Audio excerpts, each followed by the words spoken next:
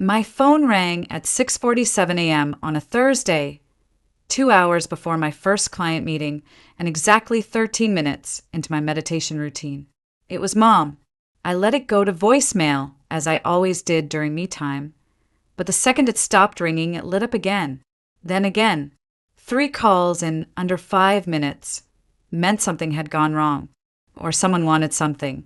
Either way, I had a sinking feeling I already knew who it involved.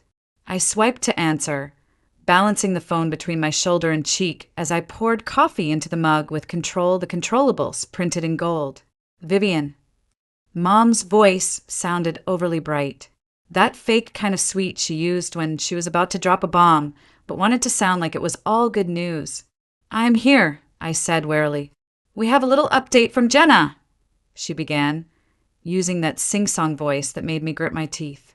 She and Sean finalized the van renovations, and they're ready to start their big adventure. I didn't respond right away. I took a slow sip of coffee instead. Mom filled the silence with unnecessary enthusiasm. They're planning to leave Arizona next week and drive back this weekend. The thing is, their van isn't ready for the cold yet, and your condo has all that unused space. Plus, you're so good with the kids. I set my mug down so hard it sloshed onto the marble countertop. "Are you asking me to let them stay here?" "Not asking," she chirped. "We thought it just made the most sense. Your place is perfect, and it'll just be until spring, maybe sooner if things settle." I stared out the frosted window of my 17th floor condo, watching the city light catch on the lake. "Mom, you didn't even ask me." "Well, we figured you'd say yes. Family helps family." There it was, the line that excused every imposition, every expectation, every boundary crossed for the sake of keeping Jenna's life from falling apart again. I swallowed the familiar burn of frustration. "You mean like I helped pay for their wedding? Or the kids' school funds? Or the fridge when it broke? That kind of help?" She huffed. "Why are you bringing all that up now? This is different. They're in crisis." "No, Mom. They're in consequences." Silence buzzed on the line. I could almost hear her frown. "So what are you saying?" "I'm saying you need to stop making plans for my life without including me in the conversation." "Oh, come on, Vivian," she snapped. "You live alone in a 2-bedroom with a home office. You've got the space. You've got the money. Jenna and Sean are out there chasing their dreams. You're sitting on all this room." I felt something break a little inside me. The same conversation, replayed for years like a scratched record. "I worked for this, Mom. I planned for it, saved for it. No one handed it to me. I didn't sell my house on a whim to chase sunsets." "Well," she said stiffly, "if you won't help, I guess we'll have to figure something else out." "I didn't say I wouldn't help," I replied evenly. "I said I won't be steamrolled." We ended the call without resolution. But what stayed with me wasn't the argument. It was what she said near the end. "You're sitting on all this room." As if space, my space, earned through decades of discipline, was a community property she could assign out like chairs at a Thanksgiving table. I leaned against the kitchen island, the silence in my condo suddenly feeling less like peace and more like anticipation. I knew what was coming. The follow-up call from Dad. The text from Jenna with emojis and faux humility. Maybe even a passive-aggressive Instagram post about those who pretend to love you but only love control. It was happening again. The cycle. Jenna makes a reckless decision. The consequences arrive on schedule. Our parents scramble. I become the fallback plan. Then I say yes, resentfully, and everyone breathes easier while I quietly suffocate. But this time something was different. This time I wasn't just annoyed. I was angry. Angry at being defaulted into caretaker mode. Angry that Jenna's search for freedom now meant my life needed to bend around her broken version of it. Angry that no one ever asked what I wanted. Because they thought they already knew. Vivian's fine. She's always fine. And if she's not, she'll deal with it. I stood in the center of my living room, framed by clean white walls, minimalist shelves, and floor-to-ceiling windows overlooking a snow-dusted city that reflected every sacrifice I had made to get here. The calm was deliberate, earned, built brick by brick out of decisions that never made my parents proud, but made my future possible. Jenna had chosen chaos and was once again asking me to cushion the fall, and they all expected me to agree. Not this time. I reached for my phone and opened the family group chat. My fingers hovered over the keyboard for a second, then typed a message I never thought I'd write. We need to have a family discussion. Video call. Tomorrow night, 7 p.m. Central. Non-negotiable. I hit send and stared out the window again, my breath fogging the glass. Something was coming. And this time, I wasn't going to absorb it. I was going to meet it head on. Jenna and I were born exactly 26 months apart, but it might as well have been 26 years. Even as kids, we didn't occupy the same world. While I was lining up my colored pencils by shade and writing grocery lists for my imaginary kitchen, Jenna was painting murals on her bedroom wall with nail polish and convincing our neighbor's dog to wear a tutu for her circus show. She was chaos with a smile. I was order in a cardigan. At age 10, I started tracking my weekly allowance in a spiral-bound notebook. I color-coded spending, saving, and future goals. Jenna spent hers on glittery gel pens and candy the minute we left the store. Dad chuckled and said, "Different strokes for different folks," while Mom swatted me playfully with a dish towel whenever I reminded Jenna she wouldn't have money left by Tuesday. That dynamic, it never changed. In high school, I worked at a bookstore and saved nearly every dollar for college. Jenna dropped out of a part-time gig at the frozen yogurt shop because the manager had bad vibes. She spent that summer following a guy named Brandon to Oregon for a music festival. Came back with a nose ring, no tuition money, and zero regrets. I didn't say anything. I just worked extra shifts and reapplied for more scholarships. By the time I was 23, I graduated with honors and started my first job in financial consulting. Jenna had already dropped out of 2 majors and moved through 3 boyfriends. Mom said she was still finding herself. Dad said she's got your mother's spirit. I was never sure whether that was meant to be a compliment or an apology. At 25, I bought my first condo. Nothing huge, but the down payment was all mine. I remember bringing Jenna over to show her the place. She laughed when she saw my spreadsheet taped to the fridge, projecting monthly expenses and goals for the next year. "You're such a nerd," she said, flopping on my couch. "You know you're going to die alone with your charts, right?" I smiled like it was a joke, but something about the way she said it lingered. Then came Sean.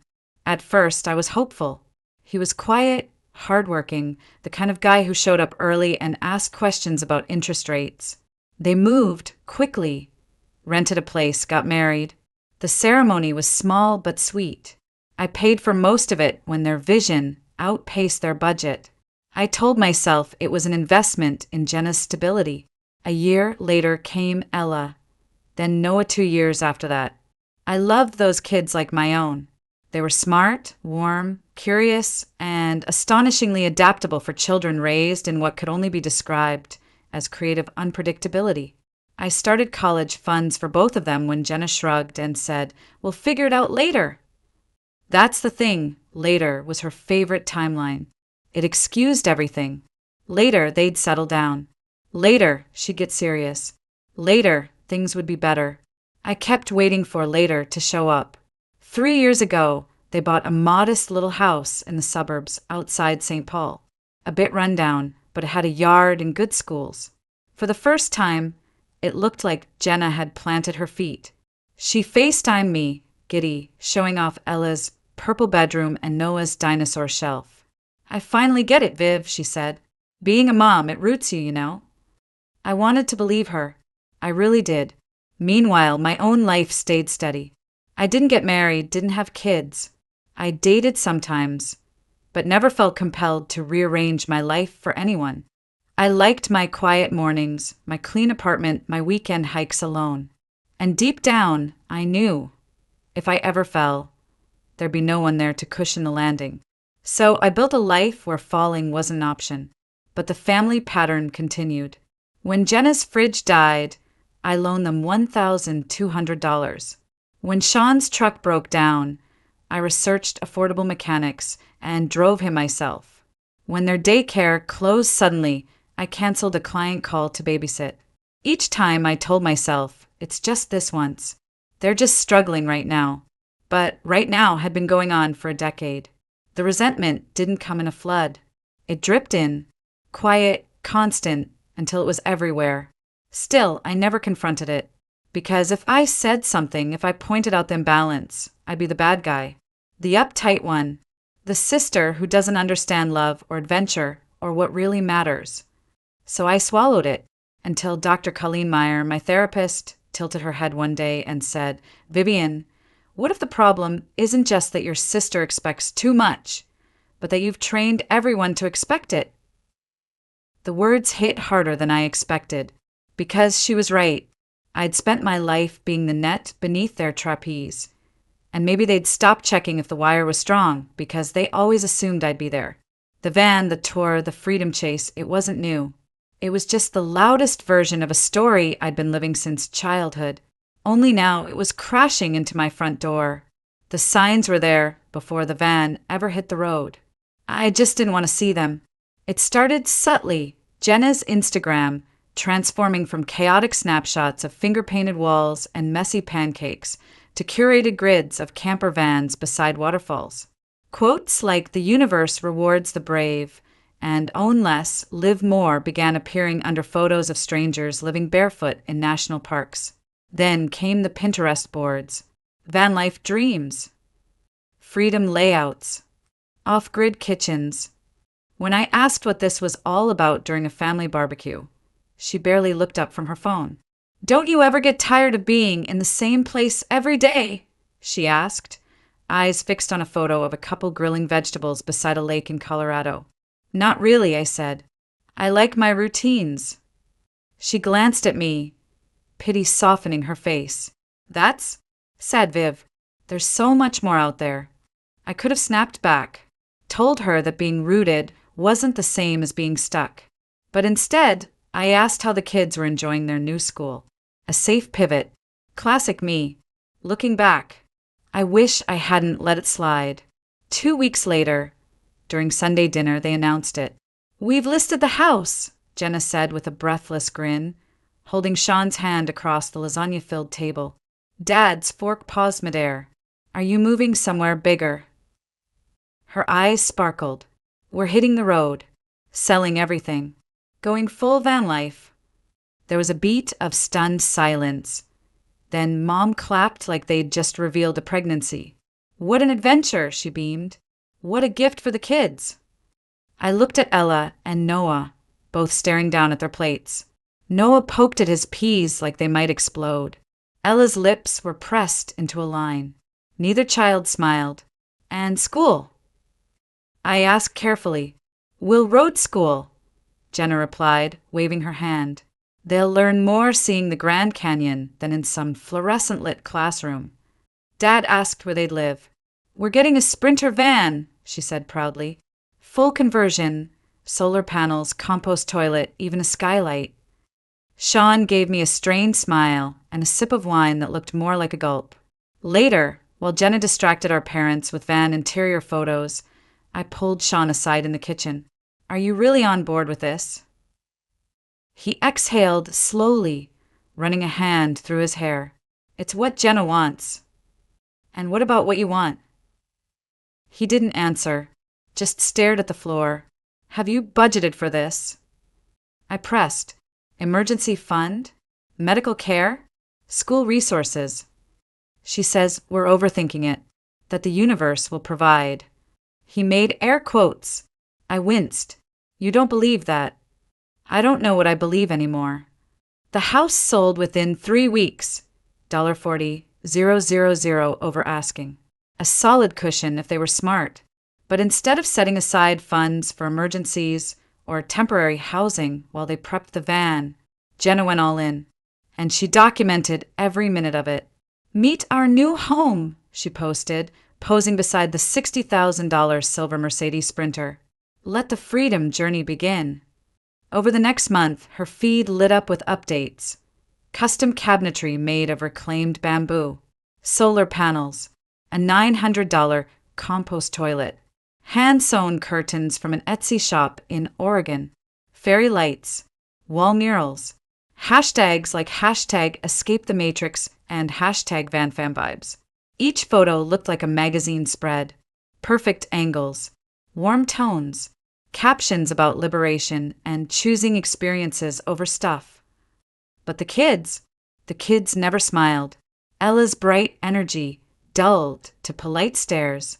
Noah, who used to carry around 7 different dinosaur figurines, now clutched a single T-Rex in every picture. When I asked about it over coffee one morning before their departure, Jenna laughed. Storage is tight. We each got one bin. They'll adapt. Adapt. That word again. I tried to broach concerns gently about schooling, healthcare in remote places, vehicle breakdowns. You worry too much, Viv, she said, rolling her eyes. That's why you're stuck in the corporate wheel. This lifestyle, it's about flow. Trust. But kids need structure, I insisted. They need adventure, she countered. Our ancestors were nomads. Our ancestors also died young and had no education, I muttered under my breath. She didn't hear me, or pretended not to. Then, 2 weeks before departure, Sean quit his job, a steady union electrician's position with benefits. Seniority. He walked away from it because Jenna said the system was trapping them. Our parents threw them a goodbye party, complete with a van-shaped cake and Bon Voyage banners. I stood in the corner, clutching my wine, watching Jenna toast to living intentionally. Her eyes sparkled. Sean's didn't. Aren't you proud of her? Mom asked, slipping beside me. Taking control of her life like this? I bit my tongue. It looks more like abandoning responsibility. Mom's smile dimmed. Not everyone wants your boring life, Vivian. There it was. Again, boring. Funny how no one calls it boring when they need help paying their electric bill. As they pulled away in their glittering van 2 days later, Ella's face pressed against the window, I felt a stone settle in my gut. Something told me I'd be cleaning up the wreckage before the year was out. At first, it all looked like a postcard. Jenna's social media turned into a travel journal. Sunrise yoga beside mountain lakes, Sean grilling over a portable stove, Ella and Noah spotting wild horses in Wyoming. Every photo was drenched in golden light. Every caption laced with wanderlust and wisdom. Don't just exist, live. Our kids will remember the moments, not the math worksheets. And maybe for a moment, I let myself believe she'd done it, that she'd cracked the code, that maybe, just maybe, I was the one missing out. They seem happy, I admitted to Dr. Meyer during one of our sessions. She tilted her head slightly. Social media rarely tells the full story. Are they really happy, or are they just curating happiness? That question sat with me longer than I expected. When I texted Jenna, her replies were breezy and vague. Best views ever. We're learning so much from nature. She never answered direct questions about schoolwork, medical access, or budgeting. And I still hadn't spoken to the kids. They're busy soaking in the moment, she said when I asked. Less screen time, more real life. But then the post slowed down. The golden glow dimmed. One day it was a photo of their cramped van with clothes strung across the interior like a makeshift laundry line. The caption read, Van life isn't always pretty, but it's real. Another post showed a cracked dish in the sink and the kids eating cold soup from paper bowls. Minimalism means gratitude, Jenna wrote, followed by a string of sunset emojis. The comment section changed too. Followers went from admiring to concerned. Are the kids still in school? What happens when it snows? Do you have a backup plan? Her answers were increasingly defensive, more spiritual than practical.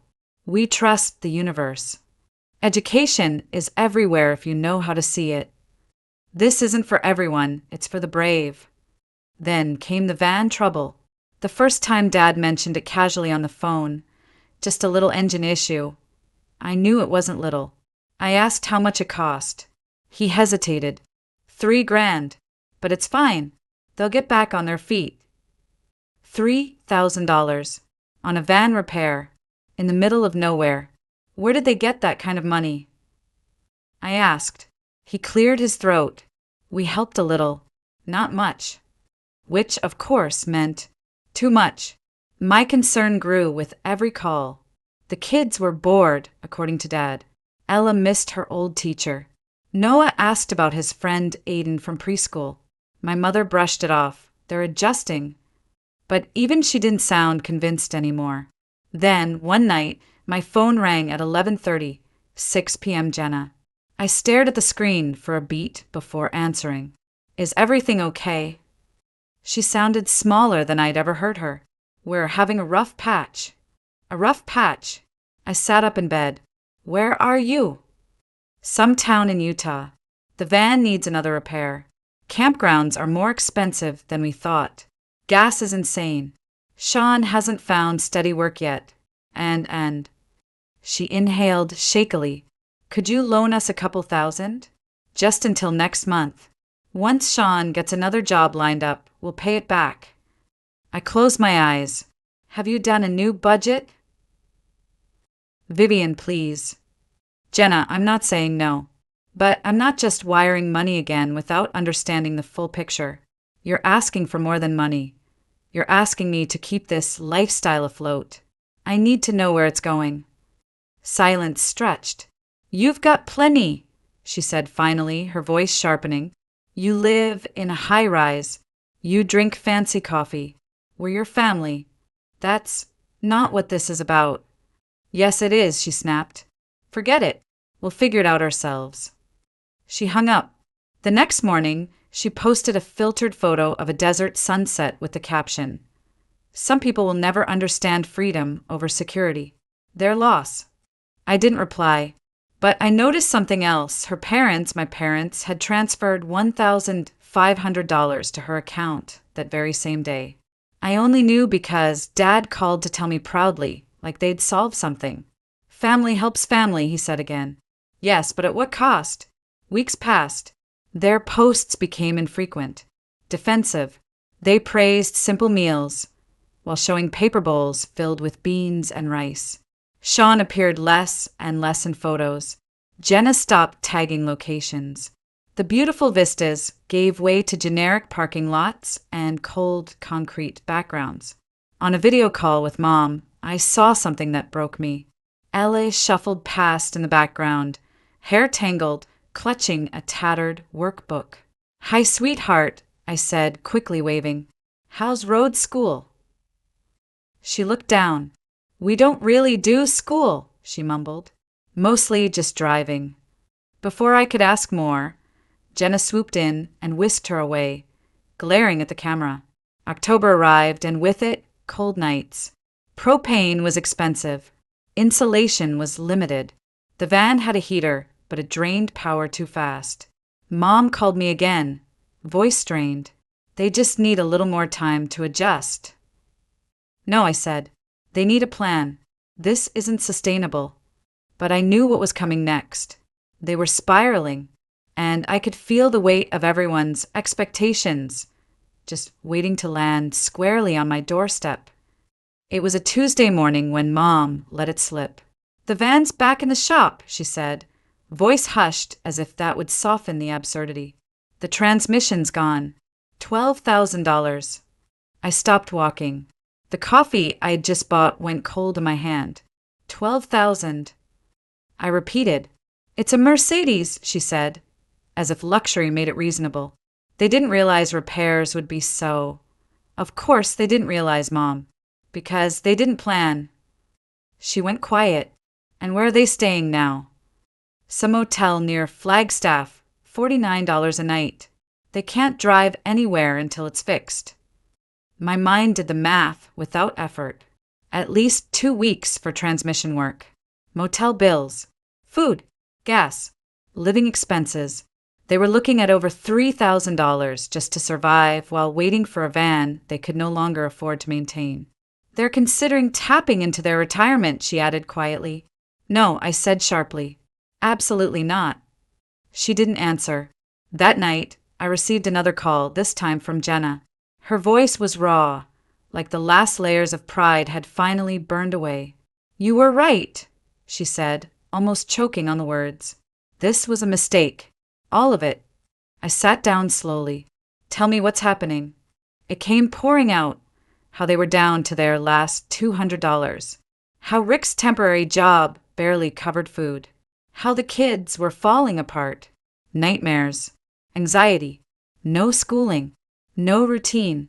Just long days of driving and longer nights pretending everything was okay. I ruined it, she whispered. The house. Rick's job. The kids' stability. I ruined everything. I didn't say, I told you so. I didn't lecture.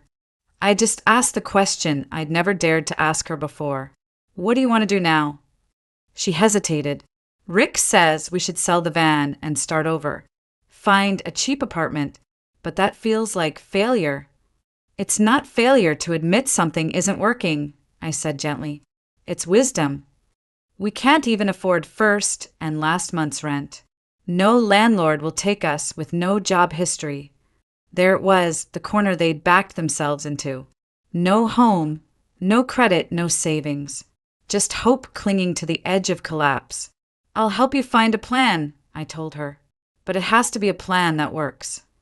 She went quiet again. Then finally, I'll think about it. But the next morning, Mom called. We talked to your father, and we're going to help them pay for the repairs. I froze. With what money? Our credit card. You're going to max out your credit card to fix a van they can't afford to live in. We don't have a choice, she said stiffly. There were other choices, I snapped. Practical ones. You've always been hard on Jenna. Not everyone has your advantages. My hand shook. My advantages? You mean my career? My savings? I earned those. More silence. Then the final blow. We were thinking, with your extra bedroom and home office, there's space for all 4 of them to stay with you, just until they get back on their feet. I stared at the phone like it had grown teeth. You want them to move into my home? Well, we might have suggested it was a possibility. I didn't speak. I couldn't. You told her this was happening, I said finally. Silence again. You made this decision for me. She's your sister, Vivian. She needs you. No. What she needed was accountability. And what I needed was a full stop. I ended the call. Then I opened the family group chat and typed, We need to talk. Video call. Tomorrow. 7 p.m. Central. Everyone. When the screen lit up the next evening, I sat at my kitchen table, laptop open, jaw clenched. One by one, they joined, Mom and Dad in their living room, Jenna in a dim motel corner, Sean somewhere between exhaustion and embarrassment. Thanks for making time, I began. We need to address some serious miscommunications. If this is about us staying with you, Jenna jumped in, we promise we won't be a burden. Rick and I can sleep in the guest room. The kids can share the office. We'll be quiet. No, I said firmly. You misunderstood. I never agreed to this arrangement. I was told this was happening. That's not the same. My mother's eyes narrowed. Vivian, this isn't the time to be selfish. I'm not being selfish. I'm setting a boundary. A boundary? Jenna scoffed. You live in a luxury condo and you're telling us there's no room. I'm telling you it's not sustainable. It's not realistic. And it's not happening. Everyone froze. You have space, Dad said quietly. And money. Would helping them for a few months really be so hard? It's not about hard, I replied. It's about what actually helps. Enabling bad decisions doesn't. Throwing money at dysfunction doesn't. Turning my home into an overcrowded boarding house definitely doesn't. Then, the unexpected happened. Sean cleared his throat. She's right, he said softly. Jenna whipped her head toward him. What? She's right, he repeated louder. We've made one bad decision after another. And every time, someone's cushioned the fall. Mostly you, Vivian. Jenna gaped. How can you say that? I can say it, he said, because I'm tired.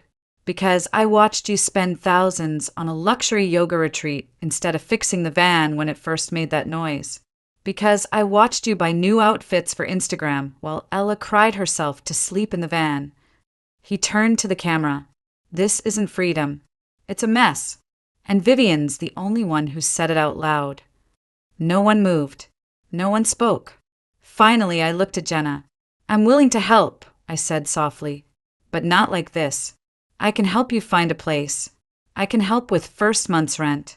I can help build a real plan. But I won't give you my home. For once, Jenna didn't argue. She just stared at the screen, eyes hollow, and logged off without a word. My parents followed, faces pinched with anger and disbelief. Only Sean remained. Thank you, he said, voice quiet but clear, for saying what needed to be said. Then he was gone too, and I was left alone, finally, fully, but for the first time, on my own terms. After the video call ended, I sat there for a long time, staring at my reflection in the black mirror of my laptop screen.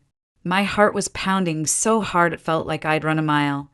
But the apartment around me was quiet, eerily quiet, the kind of silence that follows an earthquake. I'd done it. I had said no. Not softly. Not with disclaimers. Not with a nervous laugh and an apology. Just no. And it felt like the most terrifying and necessary sentence I had ever spoken in my life. For the next few days, the fallout came in waves. First was the silence. No texts. No calls. No emails from anyone in my family. Like I'd been airbrushed out of a group photo. Then came the guilt. Not from them, at least not directly, but from the voice inside my own head, sharpened over years of being the reliable one. Was I really turning my back on my sister's kids? Was I letting them sleep in a van so I could keep my office space? The thought twisted in my chest, even though I knew better. I reminded myself what Dr. Meyer had said. Saying no isn't cruelty. It's clarity. Still, the house felt colder than usual. The lake outside looked grayer. Even my condo, once a sanctuary, felt vaguely accusing, like I owed someone something for having built it with intention. But then something shifted. On Friday night, I got a text. From Sean. Motel lobby. 8 p.m. your time. Melissa's taking the kids to the pool. Can we talk? It was simple, direct, and somehow hopeful. When his face appeared on the screen, he looked different. Tired, yes, but also clearer, sharper, like something had clicked into place after years of drifting through fog. How bad is it? I asked quietly. He laughed, but it wasn't bitter this time. Just weary. Worse than we've let anyone know. The van's fixed, but barely. Motel costs are draining us. Melissa still thinks if we just hold out, the universe will reward our commitment. And the kids? He hesitated, then looked straight into the camera. They're breaking. I didn't ask for details. I didn't need them. Instead, I opened the spreadsheet I'd prepared the night before. I'd found a few apartments near Flagstaff, 2 bedrooms, modest but clean, ranging from $850 to $1,100. Most were near construction sites that listed openings for electricians. I've run some numbers, I told him. If you can get steady work, even at entry level, you'll be able to cover rent and essentials. If you sell the van, even at a loss, you'll have enough for first and last month, plus basic furniture. He blinked. You did all that. I couldn't sleep. He leaned back, exhaling slowly. Vivian, I don't know what to say. Start by telling me this matters to you more than being right. He nodded. It does. I hesitated. And Melissa? A long pause. She's still clinging to the dream. But I told her the kids stay with me either way. She can come with us. Or not. I didn't respond right away. I was too stunned by the calm certainty in his voice. But I also knew what that kind of resolve cost a man who'd spent years making himself small. I can help with the security deposit, I said finally, and the first month's rent. Consider it a gift for Ella and Noah. Not a loan. He looked down, swallowing hard. Thank you. No thanks, I said. Just follow through. Build something stable. No more pretending. He promised he would. Over the next 2 days, we texted discreetly. Sean toured a few apartments, settled on a quiet 2-bedroom on the edge of town. The landlord was hesitant, no job history, no credit. But after a few honest conversations and some paperwork I helped prep, he agreed. I wired the money. The lease was signed. And for the first time in months, something real began to form beneath the ruins. On Sunday, I received a message from Sean. She's not thrilled, but she agreed. Kids start school after winter break. I start work next week. Selling the van tomorrow. 3 short lines. And yet, I sat on my couch and cried harder than I had in years. Not out of sadness, out of relief. The next day, I got a call from my parents. Or rather, my father. I heard about the apartment, he said. His voice was stiff, as always, but something beneath it had softened. That was generous of you. I didn't say anything. And responsible. That word, that particular word, meant more coming from him than any apology ever could. Then came the kicker. Your mother's not ready to talk. But she will be. Eventually. I smiled faintly. That's all right. I didn't do it for her approval. I know. Another pause. But she's noticed the change in the kids. That was enough for now. Later that evening, a photo popped up on my phone. Ella and Noah standing in an empty apartment, holding a handwritten sign that said, "Thank you, Aunt Vivian." No emojis, no filters, just 2 small, tired, hopeful faces, and a beginning. The van sold for $18,000, far less than Jenna had hoped, but enough to furnish the apartment and clear the last of their credit card debt. Sean picked up a set of second-hand bunk beds for the kids, a used dining table, and a modest couch from a thrift store in town. He sent me pictures as each item arrived, quiet proof that things were being rebuilt one piece at a time. The apartment wasn't much. Beige carpet, off-white walls, a tiny balcony that overlooked the parking lot. But it had heat, running water, and a lease with Sean's name on it. More importantly, it had bedrooms with doors, clean beds with real pillows, and a kitchen that didn't run on propane. Ella and Noah started school just after the new year. The school counselor reached out to Sean with concerns about Ella's social anxiety and Noah's academic delays. He didn't ignore it. He asked questions, filled out forms, scheduled meetings. For the first time since I'd known him, Sean looked like a man who wasn't just reacting to life, but participating in it. Meanwhile, Jenna was quieter. I didn't hear much from her in the first few weeks after they moved in. Her Instagram fell silent, the once daily posts vanishing altogether. No inspirational quotes. No sunlit photos of mountain ranges or one-pot vegan meals. Just nothing. Then one afternoon, a text arrived from an unknown number. "Hey, it's me. I'm using a new number. Just wanted to say the kids like school. Ella made a friend. His name is Derek. That's all. J, no punctuation. No emojis. But something about it felt more honest than anything she'd posted in months. I didn't respond immediately. I wanted to, but I needed to be careful. Just because someone is walking beside you again doesn't mean they won't veer off the path when things get hard. Dr. Meyer had warned me, helping someone find ground is different from letting them stand on yours. So I waited. Then, 2 weeks later, a second message came. Found a part-time job at the bakery down the street. Not glamorous, but it's warm, and they give us leftovers sometimes. I smiled at that one, not because it was triumphant, but because it was real. From that point on, we found a rhythm. I didn't push. She didn't overshare. Slowly, she began rebuilding her relationship with the kids. This time not through van adventures or sunrise selfies, but by showing up every day, by packing lunches, checking homework, reading bedtime stories. One Sunday afternoon, I got a photo from Sean. It was Ella holding up a Student of the Month certificate, her gap-toothed grin stretching from ear to ear. Her hair was brushed. Her eyes were bright. Her t-shirt read Future Astronaut. Underneath, the caption simply said, "She's thriving." I forwarded it to my parents. There was no reply from my mother, but my father sent back a thumbs-up emoji.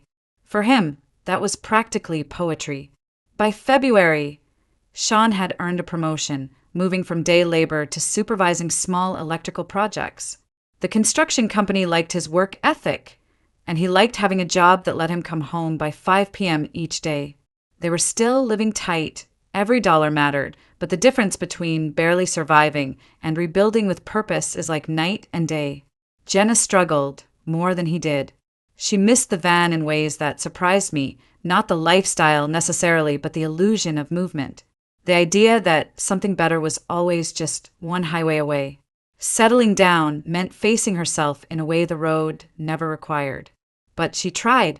I saw it in the way she started asking for grocery lists instead of cash, in the way she mentioned therapy, once quickly and never again, but it mattered, in the way she no longer flinched when people talked about next week or next month. It was slow, uneven, but it was growth. One afternoon in late March, I visited. I didn't tell them ahead of time. I just showed up with a bag of groceries and a cautious heart. Ella tackled me at the door. Noah peeked around the corner, holding a science project made from paper towel rolls and duct tape. Sean gave me a tired smile and a hug that felt real. Jenna lingered in the kitchen, wiping down counters that were already clean. "Thanks for coming," she said, not looking at me. "Thanks for inviting me," I replied, even though she hadn't. We sat on the couch after the kids went to bed, drinking peppermint tea in mismatched mugs. The silence was awkward at first. Then, out of nowhere, she said, "I'm still mad that it took all this for you to finally say no." I blinked, but I'm also glad you did. She looked down at her tea. "If you hadn't, I don't think I ever would have stopped running." I didn't know what to say, so I said the truth. I wasn't trying to change you. I just couldn't let you take me with you. "I know," she said, and that was enough. When I left the next morning, Noah handed me a drawing. It was stick figures, one tall with brown hair, two little ones, and one with long red hair labeled Aunt V. Underneath, he'd written in shaky block letters, "We have a house now." I tucked it in my purse like it was made of gold, because in some ways it was. Thanksgiving came early that year, not on the calendar, but in spirit. Instead of hosting the family in my condo like years past, I booked a flight to Flagstaff. It was practical. Melissa and Sean still couldn't afford travel, and I didn't want Ella and Noah crammed into an airport line the day before a holiday. But it was also symbolic. This time I would come to them, not to rescue, not to fix, but to visit. When I arrived, the apartment looked lived in. Crayons scattered on the kitchen table. Jackets draped over dining chairs. A tiny handwritten schedule taped to the fridge. Monday library, Tuesday laundry, Wednesday school meeting. The chaos was still there, but it had a rhythm now. A container. The kind of mess that comes from effort, not collapse. Sean greeted me with a warm hug. "Glad you came." Jenna followed behind, wiping her hands on a dish towel. She didn't hug me, but she smiled. "I hope you like stuffing from a box," she said. "We're still learning." Ella and Noah had made decorations, construction paper turkeys, handprint leaves with things they were thankful for. On Ella's, I saw 3 words that stopped me. Aunt Vivian's help. No one made a speech. No one toasted to new beginnings or tried to pretend everything was perfect. But we sat around a wobbly table, elbows bumping, plates full of store-brand cranberry sauce and slightly undercooked rolls, and it was the most peaceful family meal I'd had in years. There were awkward moments, like when Mom automatically gave Jenna the biggest piece of pie, or when Dad started to retell a story that painted Jenna as a whimsical free spirit instead of a reckless risk-taker. But both caught themselves. Both adjusted. Small corrections. Subtle but seismic. After dinner, I helped Ella with a school project, cutting out magazine photos for a collage about dreams. Hers included an astronaut, a veterinarian, and, somewhat randomly, a lighthouse keeper. Why a lighthouse? I asked. She looked at me, then pointed to the top of the collage where she'd pasted a little paper figure labeled me. I want to be the person who keeps the lights on so others don't get lost. I didn't cry, but I came close. Later that night, Jenna and I stood on the tiny patio, watching the neighbors light sparklers for some reason that had nothing to do with the holiday. It's not the Grand Canyon, she said. No, I agreed. But it's solid ground. She took a sip of tea. You know the hardest part of coming back. What? Knowing people saw us fail. That I let my kids down. You didn't fail, I said gently. You rerouted. She nodded slowly. Still feels like limping home after shouting at the world that you had wings. There was nothing I could say to erase that feeling, so I didn't try. I just stood beside her, letting the silence settle without fixing it. After a moment, she added, Thank you for not giving me what I demanded, for giving me what I needed instead. That line stayed with me, not because it made me feel vindicated, but because it made me feel seen. Weeks passed. Winter faded into early spring. Ella brought home report cards with little stars. Noah joined a reading group and made a best friend named Zane. Sean got a raise. Jenna started volunteering at the kids' school. My relationship with our parents thawed, degree by degree. Dad began asking financial advice again, his version of peace offering. Mom called to ask what she could do to help with the kids. She even said, I'm sorry once in a roundabout way. I've been thinking about what you said, she told me one afternoon. About boundaries, about enabling. My mother did the same thing to me. Always saved me, always stepped in. Maybe I was just repeating the only thing I knew. It was the closest she'd ever come to admitting a pattern, and it was enough. Melissa and Sean started couples counseling. Slowly, awkwardly, they began addressing what had driven them into that van in the first place. Not just the dream, but the avoidance, the fear, the fractures between them that Instagram filters couldn't hide.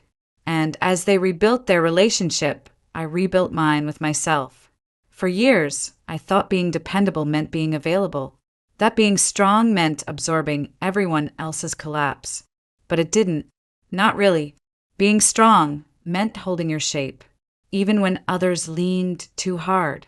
Thanksgiving wasn't the end of the story, not even close, but it was a turning point. It was the first time we sat around a table and didn't pretend we were something we weren't. The first time we shared a meal without roles. No fixer, no mess, no martyr, no hero. Just people, just family, just enough.